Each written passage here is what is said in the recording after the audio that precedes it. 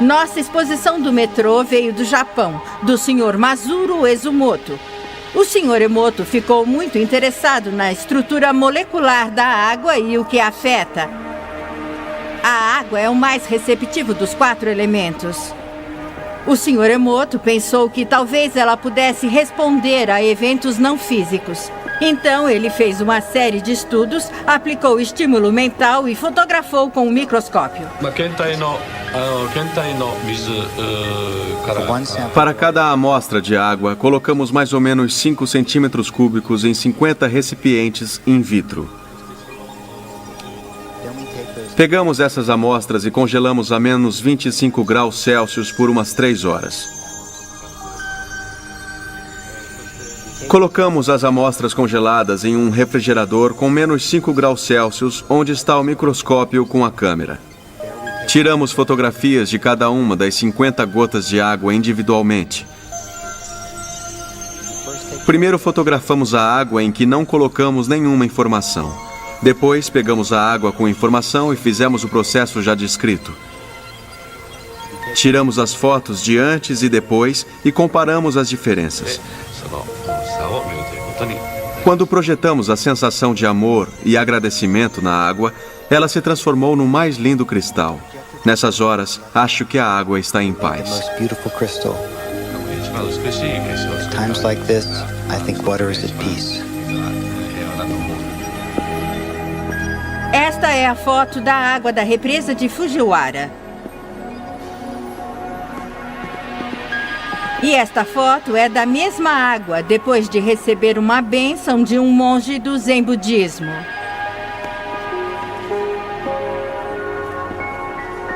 Agora, na próxima série de fotos, o Sr. Emoto imprimiu palavras, colocou-as nas garrafas com água destilada e deixou de um dia para o outro. Esta foto é da água destilada pura. Essa é sua essência. As próximas fotos, como podem ver, são todas diferentes. Esta é o Ki do amor. Vamos nos aproximando aqui do obrigado. E pode ver onde ele colocou as palavras aqui no vidro. Se soubessem ler japonês, já saberiam disso. Agora o Sr. Emoto diz que o pensamento ou a intenção é a força que guiou tudo isso. A ciência de como isso realmente afeta as moléculas é desconhecida. Você me dá nojo, vou te matar. Menos as moléculas da água, é claro. É fascinante pensar que 90% do nosso corpo é feito de água. Ki do amor. Te faz pensar, não faz? Se pensamentos podem fazer isso com a água, imagine o que pode fazer conosco.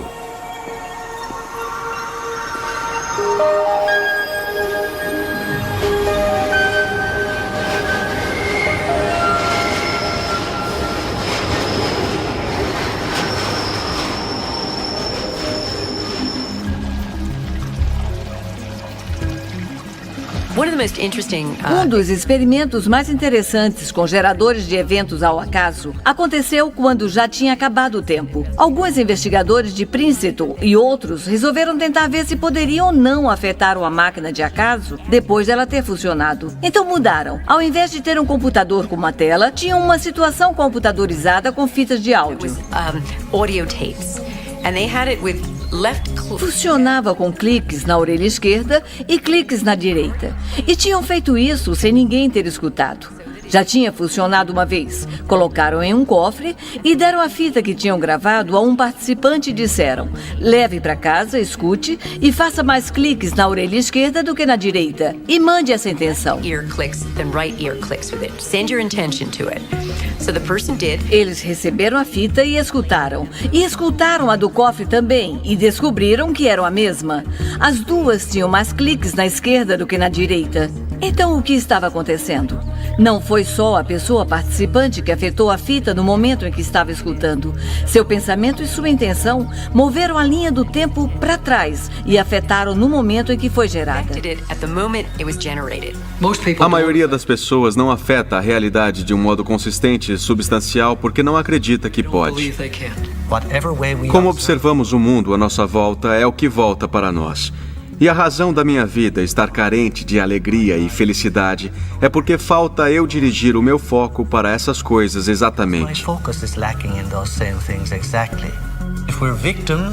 Se somos vítimas, devemos nos perguntar: eu tenho uma mentalidade de vítima? Se estou constantemente encontrando infortúnio, acidentes e tragédias, talvez seja porque minha mente esteja na sintonia de aceitar que é assim que é a vida. E isso acontece.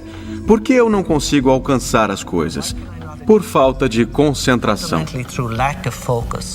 Perde-se a concentração a cada 6 ou 10 segundos por minuto. Quando alguém quer se concentrar de verdade, quer a limpeza da mente. É por isso que os velhos professores esotéricos ensinam as pessoas a se concentrar numa chama de fósforo, na verdade. Você aprende a trazer a atenção para um canal muito afiado e a densidade de energia fica maior. A mente é estruturada em camadas, assim como o universo, do superficial ao profundo. Se usarmos a mente em um nível muito superficial do pensamento comum, temos um poder limitado. Mal conseguiríamos tirar um pó da mesa sem usar as mãos, de tão fraca que a consciência pode ser. Mas no nível mais profundo, ela cria o universo. Mas nós sempre imaginamos. Quando desejamos curar com o toque, afastar a morte, materializar um pedaço de pão em nossas mãos, e sempre nos perguntamos por que não conseguimos fazer isso. Mas nunca podemos fazer uma pergunta que ainda não sabemos a resposta. E a resposta é porque não acreditamos que podemos fazer. E isso interfere na nossa ficha que tem as nossas características, o que nos define. Nós nunca tivemos tempo suficiente para se importar com o outro, além das nossas necessidades emocionais. Emotional addictive needs.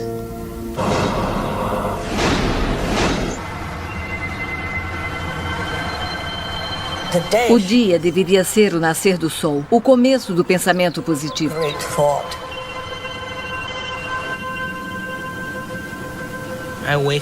Acordo de manhã e crio o meu dia do jeito que quero que seja. Algumas vezes minha mente fica analisando as coisas que preciso terminar.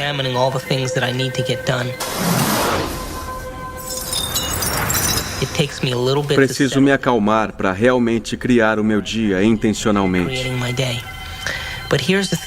Mas quando crio o meu dia e acontecem coisas pequenas que são inexplicáveis, eu sei que elas são processo ou o resultado da minha criação.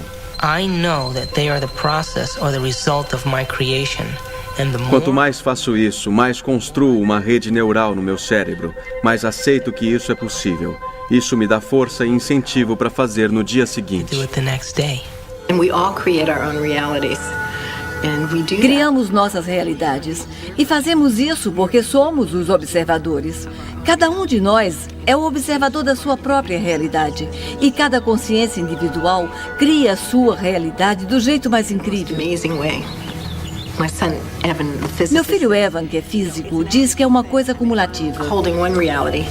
Por exemplo, hoje à tarde tem Super Bowl. E a realidade dos Eagles é diferente dos Patriots. E só uma dessas vai se tornar real. Tem alguma coisa cumulativa. É um modelo de interferência. Se continuarmos com a física quântica, a pessoa comum poderá entender que a nossa observação tem um efeito direto em nosso mundo. Se as coisas ficarem simples, as pessoas podem entender o negócio.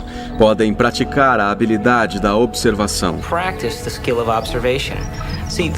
O mundo subatômico responde à nossa observação, mas uma pessoa perde a atenção a cada 6 ou 10 segundos por minuto. Isso não é muito espaço para se prestar atenção. Como o grande pode responder para quem não tem a habilidade de focar e se concentrar? Talvez sejamos pobres observadores, talvez não tenhamos dominado a habilidade de observar e talvez estejamos tão viciados no mundo externo e a reagir aos estímulos do mundo externo que o cérebro começa a trabalhar como resposta ao invés de criar. Se tivéssemos o conhecimento, o entendimento e a instrução adequadas, poderíamos medir a resposta que teríamos na vida. Se você faz o esforço de se sentar e projetar uma nova vida e faz disso a coisa mais importante, e se passar um tempo do dia alimentando isso como um jardineiro rega a semente, você terá frutos. Estamos correndo em um campo holográfico, coletivamente. Ele está aí, e é tão flexível que qualquer coisa que imaginar será criada. E você aprenderá que sua intenção faz essa coisa se materializar quando estiver consciente o bastante. Se estiver consciente. O que é consciência? É muito difícil de definir. O que é a consciência? De onde ela vem? As pessoas tentam explicar a consciência, descobrir o que significa. Um jeito simples de definir tem a ver com o discernimento de si próprio. É assim que nós, seres humanos, temos conhecimento da consciência. Quando olhamos no espelho, reconhecemos que estamos olhando para nós mesmos e não para outra pessoa ou animal. A ciência vai entender melhor? Ter que lidar com essa batata quente que é a consciência, que tem tantos cultos, religiões e voodoos envolvidos com ela? A consciência foi deixada de lado nas equações de física, assim como na física quântica, porque é mais fácil fazer as coisas assim.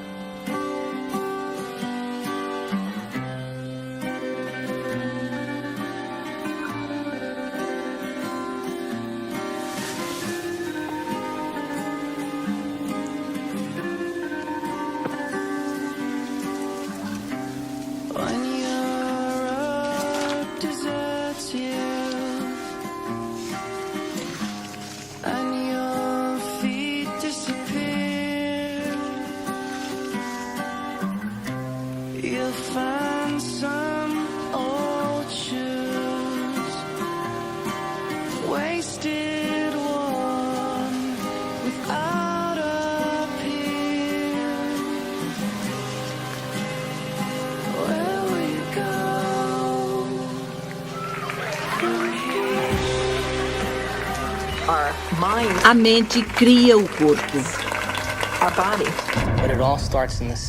Tudo começa na célula. E quem dá as ordens para as células? As ordens vêm das redes neurais do nosso cérebro, que é baseada nas experiências e nas informações que mandamos para lá.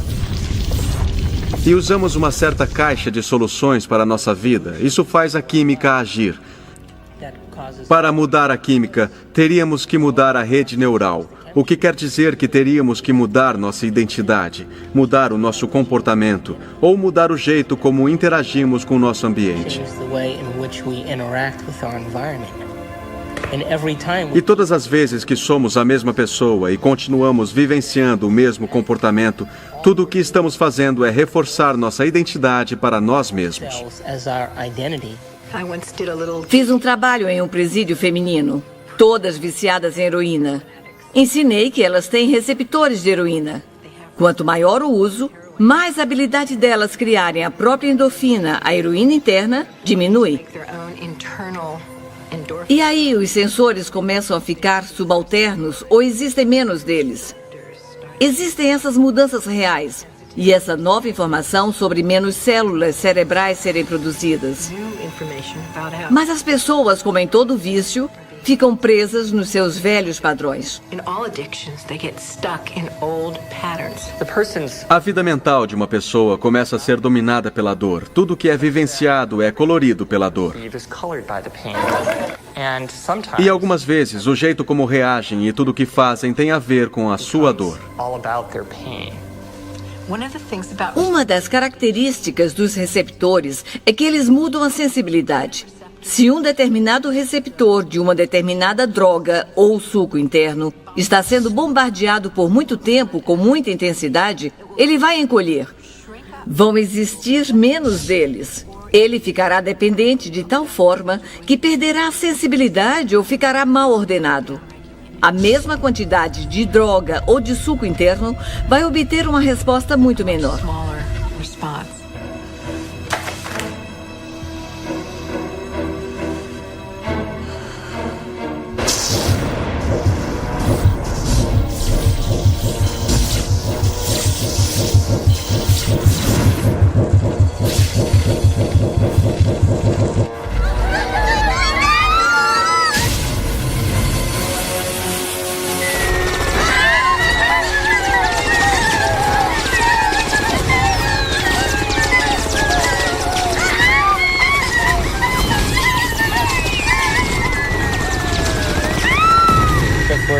Se as células estão sendo bombardeadas pelo mesmo comportamento e pela mesma química várias vezes no cotidiano, quando a célula decide se dividir, produz uma célula irmã ou uma célula filha.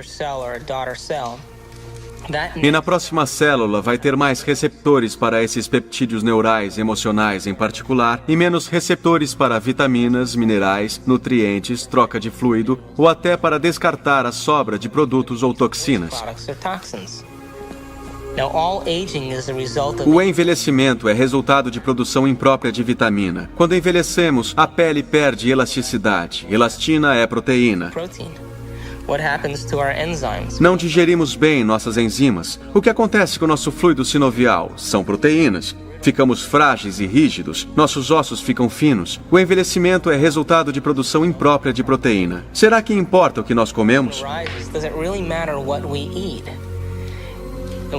A nutrição afeta a célula que não tem mais lugar para receptores depois de 20 anos de abuso emocional, até para receber ou deixar entrar os nutrientes que são necessários para a saúde dela?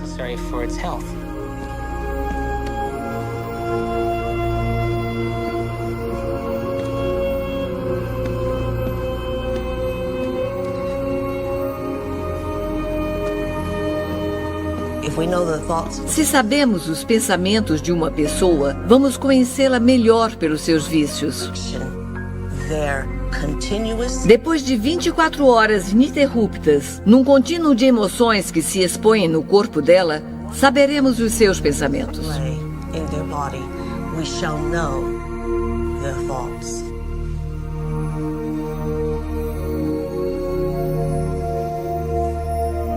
Eu te odeio.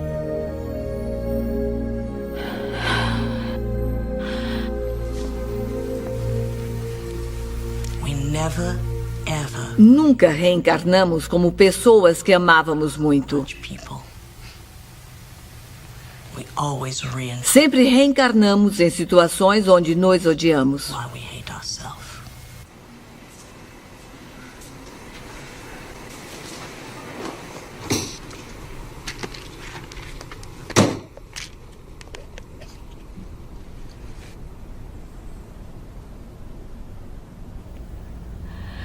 Entra, Dale.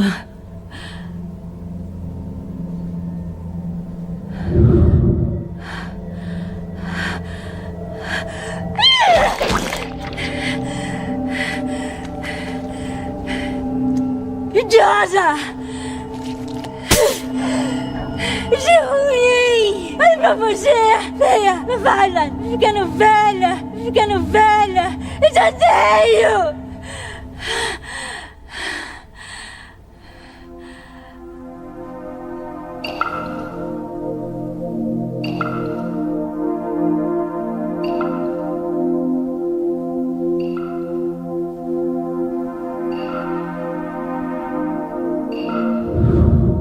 Te faz pensar, não faz?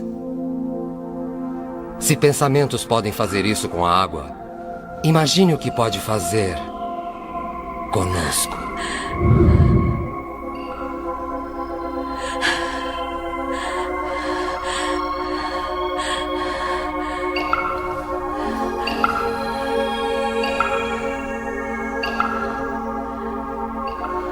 No one has ever came along Ninguém nunca deu conhecimento inteligente o suficiente sobre a sua própria beleza. Como você funciona de dentro para fora. How you work from the inside out. Why do you have addictions? Por que você tem vícios? Você não tem nada melhor? Porque ninguém nunca lhe ensinou como sonhar com alguma coisa melhor. Existem dados agora que mostram que quando as pessoas são viciadas, seja em cocaína, heroína, nicotina, álcool, todas parecem compartilhar de uma propriedade de bloquear o crescimento das novas células cerebrais. E isso pode ser completamente revertido quando o consumo de drogas acabar. Ai, pipoca. Se você não vê a armadilha, passará maus bocados até enxergá-la. Porque se não enxergar, é o seu único jeito de aprender, de entender uma coisa nova.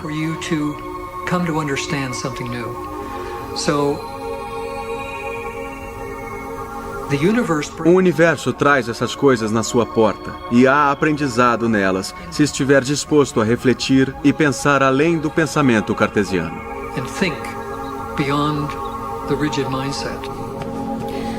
Posso... Nossa! Empresta a pasta de dente?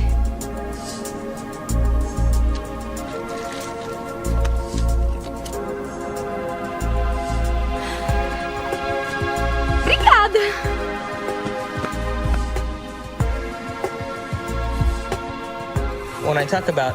Quando falo de desaparecermos, não digo fisicamente.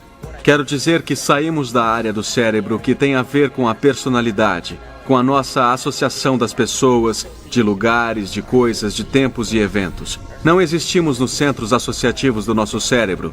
Isso reafirma a nossa identidade. Reafirma a nossa personalidade.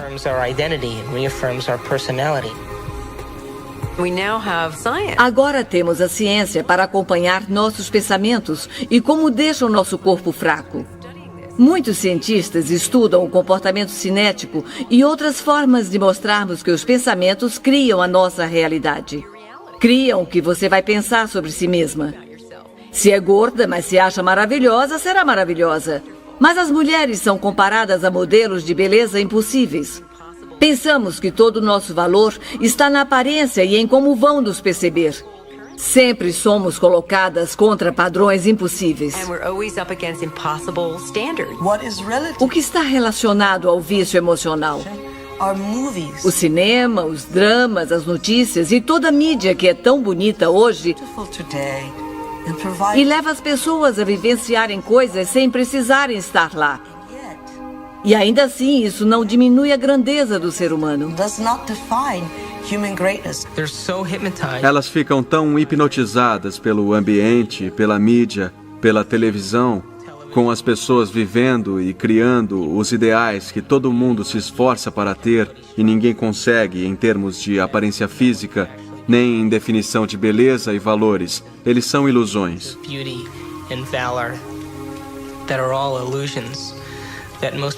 E muita gente se rende e vive sua vida na mediocridade. Vivem essa vida e o desejo nunca vem para a superfície. Elas têm vontade de ser outra coisa. Mas se o desejo chega à superfície e elas se perguntam se há alguma coisa a mais ou por que eu estou aqui, qual o propósito da vida, para onde eu vou, o que acontece quando eu morrer, elas começam a se fazer essas perguntas, começam a flertar e interagir com a percepção e podem ter um colapso nervoso, quando na verdade o que está acontecendo é que os velhos conceitos de como viam o mundo e suas vidas está desmoronando.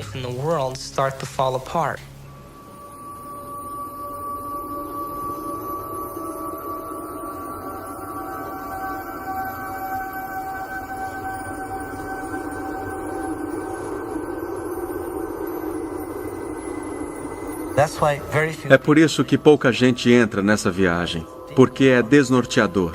Os modelos com os quais vivíamos têm que ser quebrados, e temos que nos liberar nesse caminho.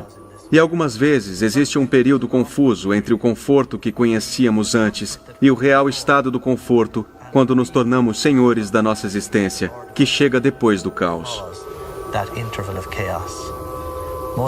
Muita gente, quando chega ao caos, perde as esperanças e volta para o velho pensamento e para a segurança. Elas vivem uma vida razoável e podem morrer com um pouco de paz, mas elas não evoluíram nada espiritualmente nesse experimento que chamamos de vida.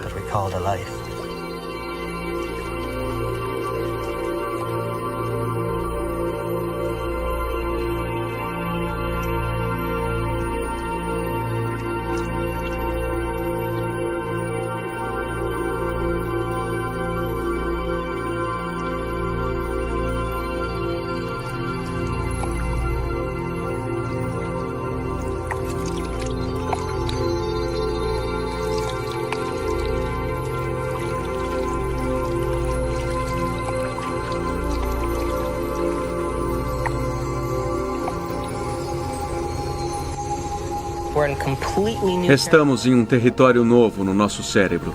E por isso estamos religando o cérebro, reconectando a um novo conceito que definitivamente nos transforma de dentro para fora.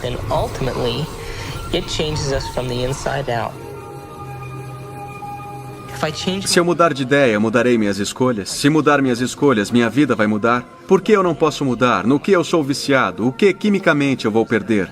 A que pessoa, lugar, coisa, época ou evento eu sou quimicamente apegado que não consigo deixar para trás porque eu posso ter que passar por uma abstinência química a partir daí. Portanto, o drama humano. Hence the human drama.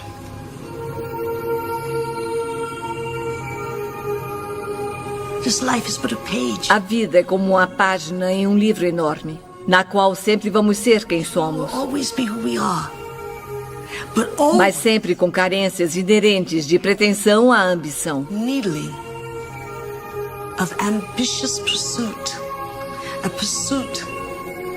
Uma pretensão que nos leva do tédio de odiar nosso próprio reflexo à própria criação de novos sonhos, onde somos deuses ambiciosos.